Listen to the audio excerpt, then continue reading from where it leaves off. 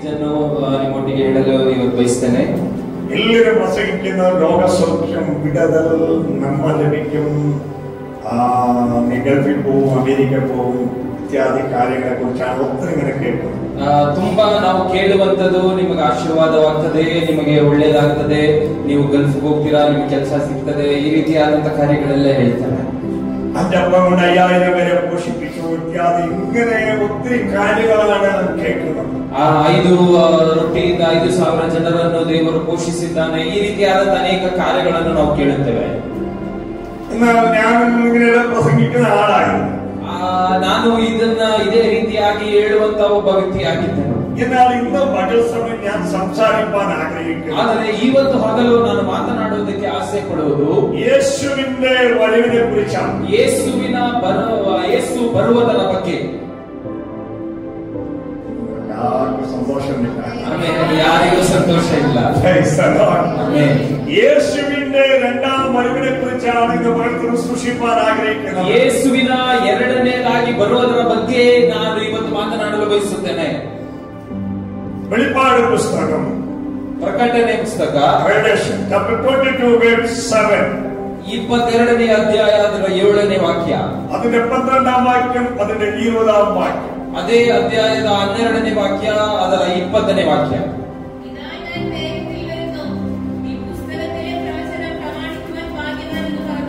12ാം വാക്യം,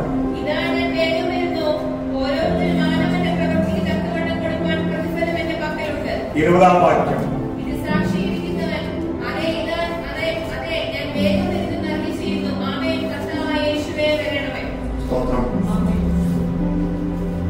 അപ്പോസ്തലനായ യോഹന്നാൻ പത്മോസ് ദ്വീപിലേക്ക് നാടുകടത്തിയ ശേഷം ഉണ്ടായ സംഭവത്തെ കുറിച്ചാണ് ഈ വെളിപ്പാട് പുസ്തകത്തിൽ യോഹന്നാൻ എഴുതി വെച്ചിരിക്കുന്നത്. ಅಪೊಸ್ತಲನಾದ ಯೋಹಾನನನ್ನು ಊರಿನಿಂದ ದೂರ ಮಾಡಿ ಅವನ ಪದ್ಮೋಸಿಗೆ ಹಾಕಿದಂತ ಸಮಯದಲ್ಲಿ ಈ ಒಂದು ಪ್ರಕಟಣೆ ಅವನಿಗೆ ಸಿಕ್ಕುತ್ತಾ ಇದೆ. സംഭവിച്ചത്, സംഭവിക്കാനുള്ളത്, മേലാൽ സംഭവിക്കാനുള്ള കാര്യത്തെ കുറിച്ച് യോഹന്നാന് ദൈവം ഒരു വെളിപ്പാട് കൊടുക്കുകയാണ്. ನಡೆದದ್ದು, ನಡೆಯುತ್ತಾ ಇರುವುದು, ಇನ್ನು ಮುಂದೆ ನಡೆಯಬೇಕಾಗಿರುವುದರ ಒಂದು ಬಗ್ಗೆ ಇರುವಂತ ಪ್ರಕಟಣೆ ದೇವರು ಯೋಹಾನನಿಗೆ ಕೊಡುತ್ತಿದ್ದಾನೆ. കർത്തൃ ദിവസം വന്നപ്പോൾ അവൻ വളരെ ഭാരത്തോടെ വേദനയോടെ പത്മോസ് ദ്വീപിലായിരിക്കുകയാണ്. ಕರ್ತನ ದಿನದಲ್ಲಿ ಅವನು ತುಂಬಾ ನೋವಿನಿಂದ ಪದ್ಮೋಸಿನಲ್ಲಿದ್ದಾನೆ. വെള്ളിയാഴ്ചയിൽ ദൈവത്തിന്റെ മക്കളുമായി സഹോദരന്മാരുമായി യെരൂശലേമിൽ ദൈവത്തെ ആരാധിച്ച ആ രംഗങ്ങളെ ഓർക്കുകയാണ്. ಅವನ ಕರ್ತನ ಜೊತೆ ಹಾಗೂ ತನ್ನ ಸಹೋದರರ ಜೊತೆ ಎಲ್ಲ ಸೇರಿ ಆ ಒಂದು ಆಲಯದಲ್ಲಿ ಆರಾಧನೆ ಮಾಡಿರುವುದೆಲ್ಲ ಅವನು ನೆನೆಸುತ್ತಿದ್ದಾನೆ. ಆದರೆ ನಾನು ಇವಾಗ ಈ ಪದ್ಮೋಸಿನಲ್ಲಿ ಒಂಟಿಯಾಗಿ ಒಬ್ಬನಾಗಿ ನಿಂತಿದ್ದೇನಲ್ಲ. ನಾನು ಇಲ್ಲಿ ಪದ್ಮೋಸಿಗೆ ಬರುವುದರ ಕಾರಣ ಯೇಸುವಿನ ನಾಮದ ನಿಮಿತ್ತವಾಗಿ ನಾನು ಇಲ್ಲಿ ಬಂದಿದ್ದೇನೆ. ನಾನು ಇಲ್ಲಿ ಸುವಾರ್ತೆಯ ಮೂಲಕವಾಗಿ ನಾನು ಇಲ್ಲಿ ಬಂದಿದ್ದೇನೆ.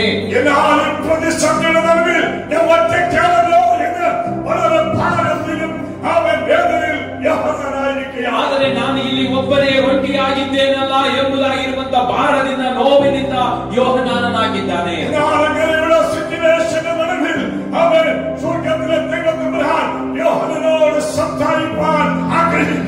ಆದರೆ ಆ ಒಂದು ಸಮಯದಲ್ಲೂ ಕೂಡ ಕರ್ತನಾದ ದೇವರು ಯೋಹಾನನ ಬಳಿಯಲ್ಲಿ ಮಾತನಾಡಲು ಬಯಸುತ್ತಿದ್ದಾನೆ. ಅವನ ಆತ್ಮದಲ್ಲಿ ತುಂಬಿರುವವನಾಗಿದ್ದಾನೆ.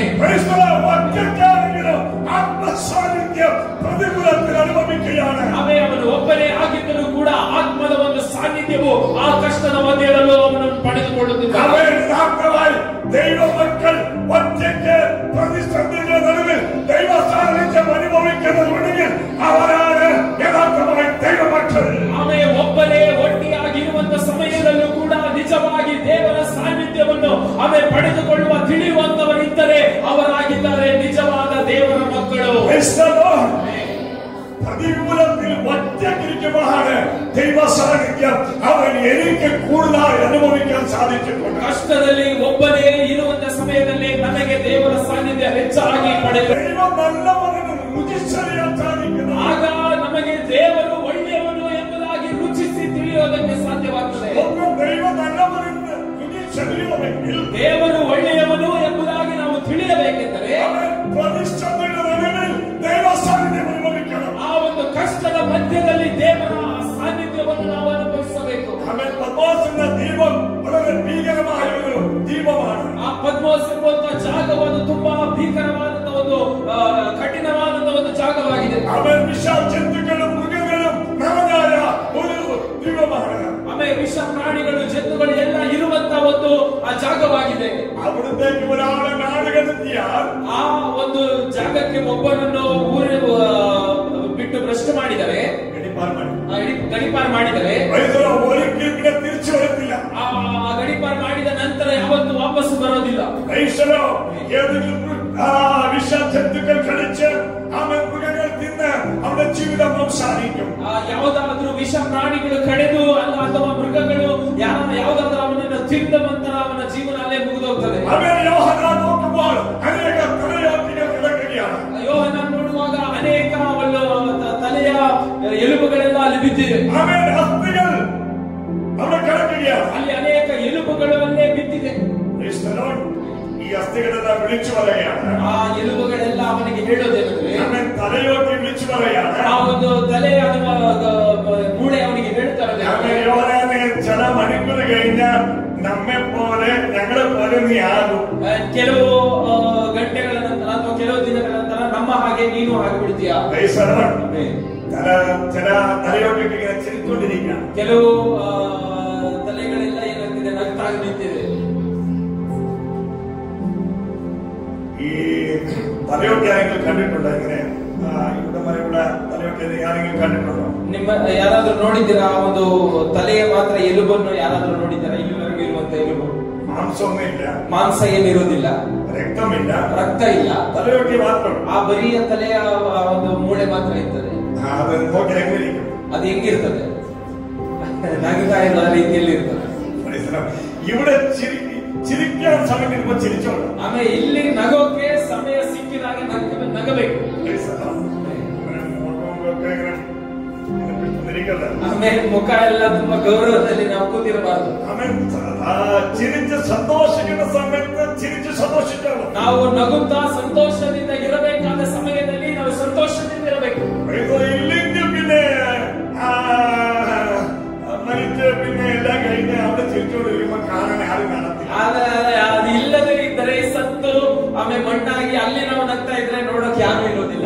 ಇಬ್ಬರು ಚಿರಿಚೋಳ ಇಲ್ಲಿ ನಗಬೇಕಾದ ಸಮಯದಲ್ಲಿ ನೀವು ನಗ್ತಾ ಇರಬೇಕು. ಆಮೇಲೆ ಆರೋಗ್ಯ നോക്കി ആമേൻ ആ ಬೆಳಕುണ്ടെങ്കിൽ ಅವರುമായിട്ട് സംസാരിച്ച് ಅವರುമായിട്ട് ചിരിക്കണം. ಆಮೇಲೆ ನಿಮ್ಮ ಮೇಲೆ ಯಾರ ಮೇಲೆ ಆದ್ರೂ ನಮಗೊಂದು ಸ್ವಲ್ಪ ದ್ವೇಷ ಅಥವಾ ಮಾತನಾಡದೆ ಇರುವಂತ ಸ್ಥಿತಿ ಇದ್ದರೆ ಅವರನ್ನು ನೋಡಿ ನಕ್ಕಿ ನಾವು ಮಾತನಾಡಬೇಕು. ಪದ್ಮಾಸುಲ್ 100 ಗಣಕಿನ ಆಮೇನ್ ಆ ಮನುಷ್ಯನ ತಲೆಗೆ ಚಿರಿച്ചു ಬರೆಯಾರೆ ಯೋಹಾನನೇ ಅಲ್ಪಗಿದೆ ನೀ ಇದುವರೆ ಆಗು. ಆಮೇಲೆ ಆ ಪದ್ಮೋಸಿನ ದ್ವೀಪಿನಲ್ಲಿ ಆಮೇಲೆ ಎಲ್ಲಾ ಎಲುಬುಗಳು ತಲೆ ಎಲುಬುಗಳು ಇವನನ್ನು ನೋಡಿ ನಗುತ್ತಾ ಹೇಳ್ತಾ ಇದ್ದೇವೆ, ಇನ್ನು ಸ್ವಲ್ಪ ಸಮಯ ಆದ ಮೇಲೆ ನಮ್ಮ ಹಾಗೆ ನೀನು ಆಗ್ತೀಯ ಎಂಬುದಾಗಿ. നമ്മുടെ അടുത്ത ആരെങ്കിലും അടുത്ത വീട്ടിൽ ആരെങ്കിലും മരിച്ചെന്ന് പറഞ്ഞാൽ മറങ്ങാത്ത പുള്ളിಗಳು. ಆಮೇಲೆ ನಮ್ಮಲ್ಲಿ ಪಕ್ಕದ ಮನೆಯಲ್ಲಿ ಯಾರಾದ್ರೂ ತೀರ್ಕೊಂಡ್ರು ಅಂತ ಹೇಳಿದ್ರು ಭಯದಿಂದ ಅಲ್ಲದೆ ಇರುವಂತ ಭಯಪಟ್ಟು ಉറങ്ങാത്തവരുണ്ട്. ಭಯದಿಂದ ಮಲಗಕ್ಕಾಗದೇ ಇರುವಂತವರಿದ್ದಾರೆ.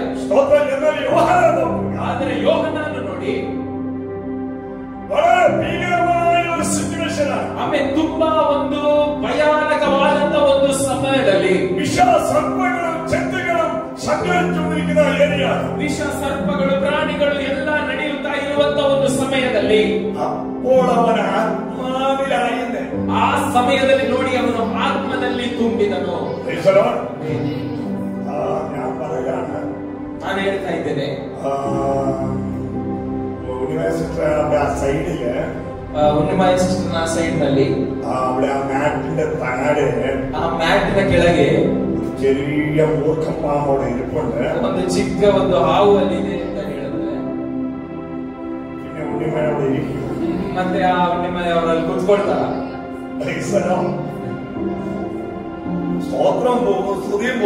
ಸ್ತೋತ್ರ ಹೋಗ್ತದೆ, ಸ್ತುತಿ ಹೋಗ್ತದೆ, ಎಲ್ಲ ದೂರ ಆಗ್ತದೆ.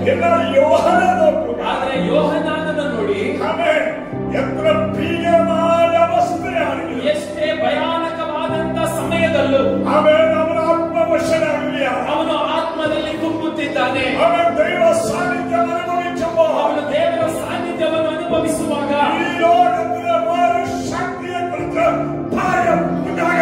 ಈ ಲೋಕದಲ್ಲಿರುವಂತ ಯಾವುದೇ ಶಕ್ತಿಯ ಬಗ್ಗೆ ಒಂದು ಭಯ ಉಂಟಾಗುವುದಿಲ್ಲ. ದೇವರ ಸಾನ್ನಿಧ್ಯವಿದೆಯಾ? ಆತ್ಮ ಸಾನ್ನಿಧ್ಯವಿದೆಯಾ?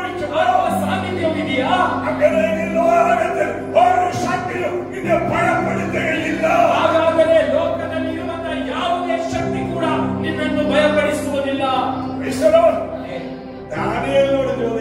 ದಾನಿಯೇಲನ ಬಳಿಯಲ್ಲಿ ಕೇಳಿದರೆ ಇವತ್ತು ರಾತ್ರಿ ಹೆಂಗೆ ನಿದ್ದೆ ಮಾಡಿದೆ ದಾನಿಯೇಲ ಅಂತ ಕೇಳಿದರೆ ಅವನು ಹೇಳುತ್ತಾನೆ, ನಾನು ಒಳ್ಳೆ ಸುಖವಾದಂತ ನಿದ್ರೆ ಮಾಡಿದ್ದೇನೆ. ಅಲ್ಲಿ ಒಬ್ಬ ವ್ಯಕ್ತಿ ಮಲಗದೆ ಇರುವಾಗ ದಾನಿಯೇಲನಲ್ಲಿ ಸುಖವಾಗಿ ಮಲಗಿದ್ದಾನೆ. ಎಲ್ಲಿ ಮಲಗಿದ್ದಾನೆ? ಎಸಿ ರೂಮಲ್ಲಿ ಮಲಗಿದ್ದಾನ. ಎಲ್ಲಿ ಮಲ್ಕೊಂಡಿರೋದು? ಆಮೇಲೆ ಸಿಂಹಗಳ ಮಧ್ಯದಲ್ಲಿ ಆ ಸುಖವಾಗಿ ಆ ರಾತ್ರಿಯಲ್ಲಿ ದಾನಿಯೇಲನು ಮಲಗಿದ್ದಾನೆ. ದಾನಿಯೇಲನಿಗೆ ಗೊತ್ತು, ದಾನಿಯೇಲ ಒಂದು ಕಾರ್ಯವನ್ನು ನೋಡಿದ್ದಾನೆ. ಅವನ ಆ ಒಂದು ಸಿಂಹದ ಗುಣಿಗೆ ಹಾಕುವುದಕ್ಕೆ ಮುಂಚಿತವಾಗಿ ಒಂದು ದೂತನು ಅಲ್ಲಿ ಹೋಗುತ್ತಾ ಇರುವುದನ್ನು ದಾನಿಯೇಲನು ನೋಡುತ್ತಿದ್ದಾನೆ. ಅಲ್ಲಿ ಹೋಗಿ ಆ ಸಿಂಹಗಳ ಬಾಯಿಗಳನ್ನು ಮುಚ್ಚುವುದನ್ನು ದಾನಿಯೇಲನು ನೋಡಿದನು. ಅಲ್ಲಿ ಬೈಬಲ್ ಅಲ್ಲಿ ಬರೆದಿಲ್ಲ, ನಾನು ಈಗ ಹೇಳ್ತಾ ಇದ್ದೇನೆ. ಅವನು ಆತ್ಮದಲ್ಲಿ ಅದನ್ನು ಕಂಡನು. ನಾನು ಸೇವೆ ಮಾಡುವ ನನ್ನ ದೇವರು ನನ್ನ ದೇವರ ದೂತನನ್ನು ಕಳಿಸಿ ಸಿಂಹಗಳ ಬಾಯಿಗಳನ್ನು ಮುಚ್ಚುವುದನ್ನು ಕಾಣುತ್ತಿದ್ದಾನೆ. ಇವತ್ತು ಹಗಲು ಆರಾಧನೆಗಾಗಿ ಬಂದಿರುವ ದೇವರ ಮಕ್ಕಳೇ, ನಿನ್ನನ್ನು ನುಂಗುವುದಕ್ಕೆ, ನಿನ್ನನ್ನು ನಾಶ ಮಾಡುವುದಕ್ಕೆ, ನಿನಗೆ ವಿರೋಧವಾಗಿ ಬಾಯಿಗಳನ್ನು ತೆಗೆದು ನಿಂತಿರುವ ಸೈತಾನನ ಮಂಡಲಗಳನ್ನು ಅದನ್ನು ಕಟ್ಟುವುದಕ್ಕೆ ಶಕ್ತನಾಗಿರುವ ನನ್ನ ಯೇಸು ಬಂದಿದ್ದಾನೆ. ಶತ್ರುವಿನ ಕೈಯಲ್ಲಿ ನಿನ್ನನ್ನು ಕೊಡುವುದಿಲ್ಲ. ಎಷ್ಟು ಜನ ನಂಬುತ್ತೀರಾ? ಎಷ್ಟು ಜನ ಸ್ತೋತ್ರ ಮಾಡುತ್ತೀರಾ?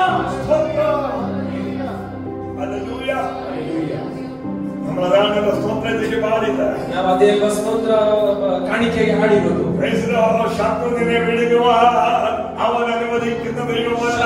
ನಿನ್ನನ್ನು ನುಂಗುವುದಕ್ಕೆ ಬಿಡುವಂತ ದೇವರಲ್ಲ. ಅವನ ಬಲಗೈ ನಿನ್ನನ್ನು ಹಿಡಿದಿದೆ. ಆಸಾಫನಿಗೆ ಅರ್ಥವಾಗಲಿಲ್ಲ. ನನ್ನನ್ನು ಹಿಡಿದಿರುವಂತ ಒಂದು ಕೈಗಳಿದ್ದಾವೆ.